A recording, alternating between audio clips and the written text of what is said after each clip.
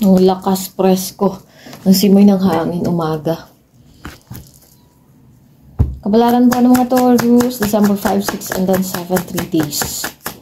Ayan, actually, full moon, full moon season in the sign of Gemini, cold moon, super moon, the last full moon in the year 2025.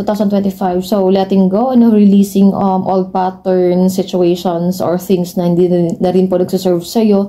And also, mga toxic people na they have to stay in 2025. Okay? Kasi bago naman sa 2026. Medyo sensitive, emotional this time, Taurus. So, this reading is for December 5, 6, 7, 3 days during full moon season. Ayan, during, in the sign of, Sagittarius. So, lahat naman actually affected, Pero, ibang level. Pagdating sa mga mutable signs like Gemini, Virgo, Sagittarius, and also Pisces. Yan, ibang level, ano ba? Okay, so sa ngayon, nagkakaroon po ng temporary financial hardship, negative change in your circumstances, feeling left out in the cold, parang pakiramdam mo, ikaw lang po mag-isa, parang pakiramdam mo, wala namang nakakaintindi or nakakaalam ng mga nararamdaman mo. So, as I said, emotional fluctuations, wala talagang, ngayon, average, standard ngayon, yung bang parang nasa gitna lang, wala. From 0 to 100 talaga during this time, sa mga panahong ito. So, medyo sensitive, emotional tayo. Nag-crash out na ba lahat, Taurus? So, siguro some of you, nag-crash out, ganun. I don't know, siguro some of you din po, nahihilo, literal. So, pwede pong metaphor, pwede pong symbolic, pwede rin naman po literal. Okay, so some of you, nakasangangin talaga. Ayan, so, the world is against you, feeling abandoned, feeling neglected, or feeling ignored. Yung panahon, parang hindi pa naayon sa ngayon, parang yun na nga. As I said, nire-release kasi yun siya, nile-let go yung mga bagay-bagay. And then, sa ngayon, may problema tungkol po sa stability and then security. Hierophant, traditional institution, lumabas yung card mo, Taurus. So, siguro iniisip mo, some of you na Taurus, iniisip mo, bakit hindi siya natuloy. Siguro magpakasal sana sa taong ito, siguro na-delay, na-postpone na naman, next year naman, Okay, some of you na Taurus, pwede mag-resonate, pwede rin pong hindi. And then also, balik sa traditional way, conventional way, kumbaga, step by step, process ho talaga may fina-follow dito. Hindi pwedeng mag-shortcut, hindi pwedeng ganito, ganyan. Naalala ko yung, sa Saturn design of Pisces for the last time. Kasi pagka February,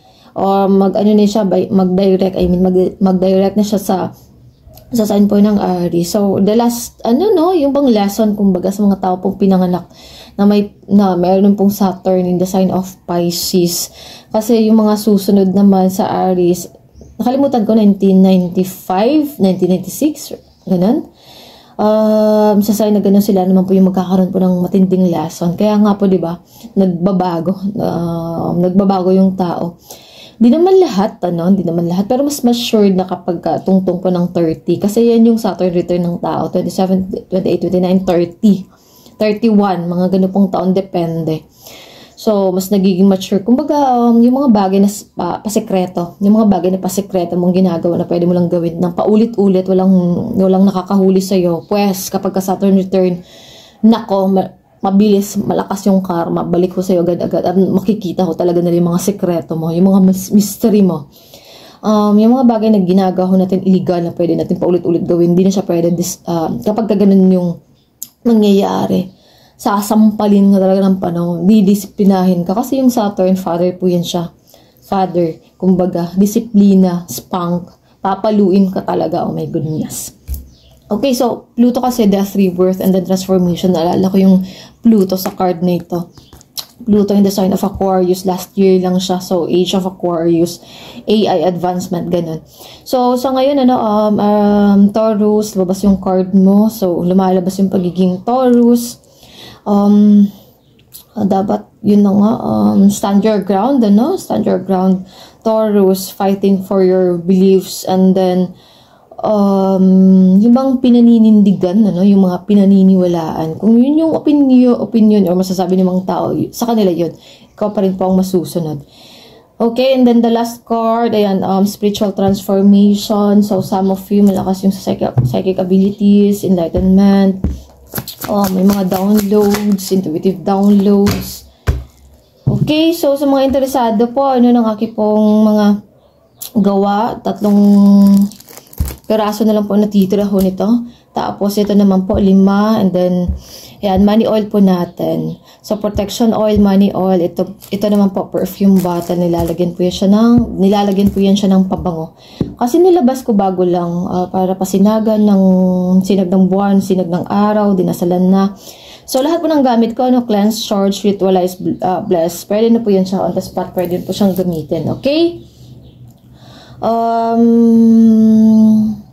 Ano pa? So, to attract positivity, good vibes, good fortune, pampagaan ng pasok ng pera, pampadami ng pasok ng pera, and then also sa protection, ano, para iwas sa mga tao pong may evil eye, bad intentions, ill wishes, protection laban po sa kailang pong kulang, barang ingit, masamang panalangin, masamang intensyon, pero syempre, dapat alam mo rin sa sarili mo, Taurus, yung mga bagay na hindi mo dapat ginagawa. Mga bagay na alam mo sa sarili mo mali. Kasi babalik din sa'yo ng kusa. Okay? So, maging aware. Hindi lang, yung mga lagi ikaw, pa-main character, no? Hindi yung ganun, laging mali nila. So, you have to be responsible, accountable sa mga actions mo. Meron at meron yan siya. Okay? Wala namang perfect, diba?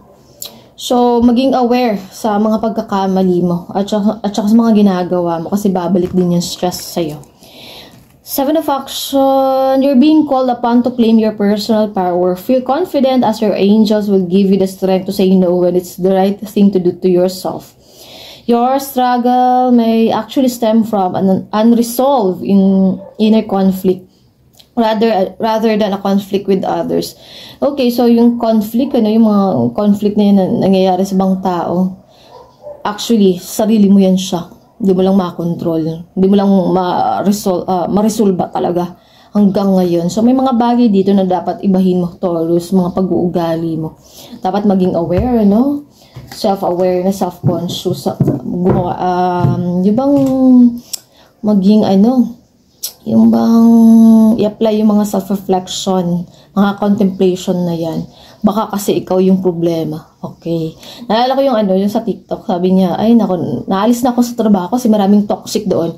Pero nung umalis siya, naging healthy yung environment, yung kumpanya, yung mga katrabaho niya, naging healthy yung opisina. Siya pala yung toxic. So, dapat maging aware tayo sa sarili natin. Okay? Ayan.